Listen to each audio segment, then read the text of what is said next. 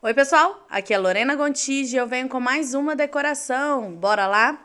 Todos os bolos que a gente for colocando aí pra vocês durante essa semana, tá? Essas 15 dias natalinos, que é do curso, e hoje tem liberação de aula lá no Facebook da Bárbara, do Lar dos Pimentas, tá bom?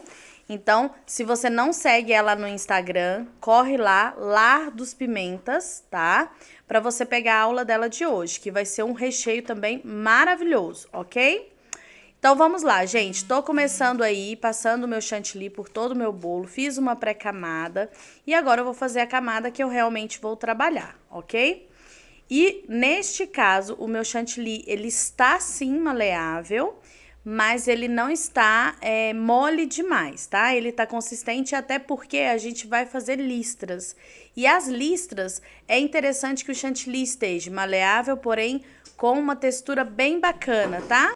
Uma textura lisa, porém não mole, ok?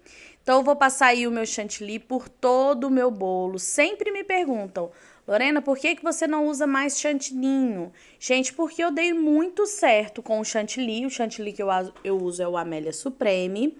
Então, como eu dei muito certo com ele, eu não vejo necessidade de estar fazendo ou chantininho ou chantilly estabilizado, tá? Mesmo no calor, eu consigo fazer, trabalhar bem o meu chantilly sem estar colocando estabilizante. Agora com a minha espátula, tá? Essa espátula, gente, ela tem umas cavidades, é como se fossem uns dentinhos, tá? E eu vou estar usando ela a 90 graus em relação ao meu bolo, tá? Então, eu vou estar colocando ela como se eu estivesse enfiando mesmo no meu bolo. E este é o objetivo, é pra gente tirar todo o excesso de chantilly. Tá vendo aí que eu tô tirando todo o excesso de chantilly? Vendo aonde que eu preciso colocar mais, vendo aonde eu preciso tirar. E para deixar ele bem certinho, essas listras aí que vocês estão vendo, tá? Então, quantas vezes você tem que passar a sua espátula? Até você sentir que tá o suficiente, as listras estão suficientes do jeito certinho que você deseja, ok? Quando você vai fazer bolo listrado, uma dica que eu dou para vocês é que deixe o chantilly da outra cor já preparado para você estar depositando ele no seu bolo. Se você for preparar o seu chantilly, pode acontecer dele desestabilizar, tá, gente? A chance de você deixar o seu bolo poroso é imensa, tá? Então, deixe tanto o chantilly branco, no caso aí, e o chantilly vermelho. Tô utilizando o caso deste bolo aí meu, tá? Já texturizado e já com a cor que você deseja, ok? Com um bico perlê, eu vou preenchendo o mais certinho possível essa minha cavidade que eu abri no bolo, tá?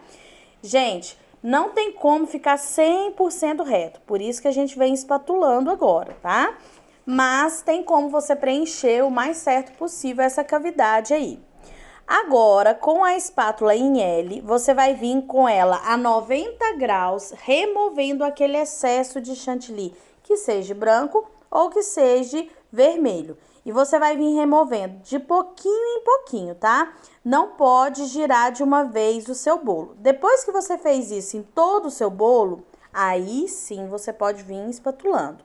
Primeiro, você remove com a espátula a 90 graus, removendo o excesso. E depois você pode usar ela a 45 graus, já finalizando e já deixando o seu bolo mais lisinho possível, tá? Lembrando que tem a área de transferência, principalmente branco com vermelho, branco com preto, vai ter área de transferência. E logo depois, vocês estão vendo que aí tem alguns lugares, subiu um pouco branco, subiu um pouco vermelho. Daqui a pouco vai ter a área de transferência e vocês vão ver que as linhas vão ficar mais certinhas, tá?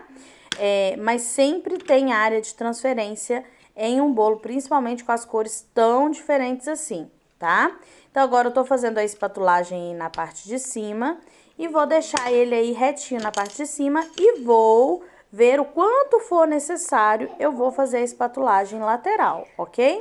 Lembrando que cuidado para espatular, porque você pode chegar até o seu bolo, tá? Lembra que a nossa espátula, a cavidade dela é pequenininha, então a gente só tem essa área para estar trabalhando, ok? Fiz uma caminha aí, um arco, né? Uma meia lua aí no nosso bolo pra gente tá colocando as nossas flores, tá? Aula de flores. Há 2 vídeos antes aí, você vai conseguir achar a nossa aula de flores, que é no mesmo bolo de guirlanda.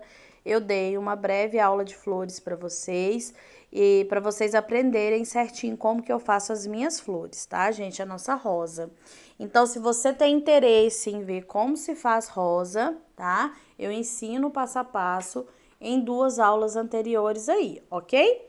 Então, eu vou fazer todas as minhas flores na mesma cor que eu fiz as minhas listras, para deixar ele bem certinho, a cor bem igualzinha. Então, eu já tinha deixado, fiz uma texturização para fazer as linhas e fiz uma texturização para fazer as minhas rosas. Por quê? Rosa, a texturização dela é completamente diferente da texturização para fazer as linhas, tá bom? Pessoal, recadinho importante, essa quinzena natalina, que a gente está liberando as aulas e está liberando também as receitas que a gente utiliza, tá?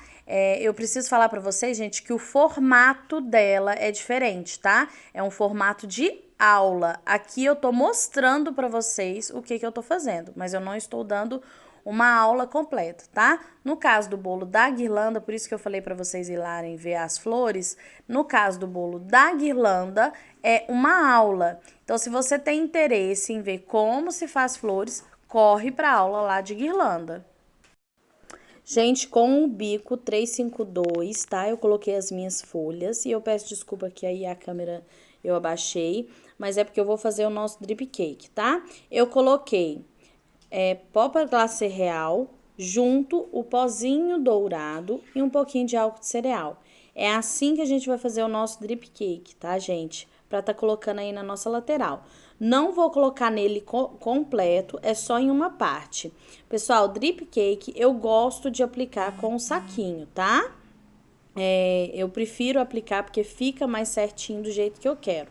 Você pode deixar o drip cake mais grossinho ou mais fininho.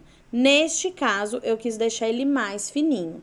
Então, fica nessa textura que vocês estão vendo aí. Mas você pode acertar a textura do jeito que você achar melhor. Lembre-se de limpar a bandeja antes de fazer o seu drip cake, tá? Porque se caso escorrer na bandeja, vai ser fácil, já vai estar limpo, então você não vai precisar mexer. Se a sua bandeja estiver suja, você vai ter que contornar o seu drip cake. Gente, e olha que bolo mais delicado, mais lindo da face da terra. Eu amei fazer esse bolo, eu espero que vocês tenham gostado e aprendido também. Tá vendo as listras aí como já estão mais certinho? Então é isso, eu espero que vocês tenham gostado. Um beijo e até o próximo vídeo. Tchau!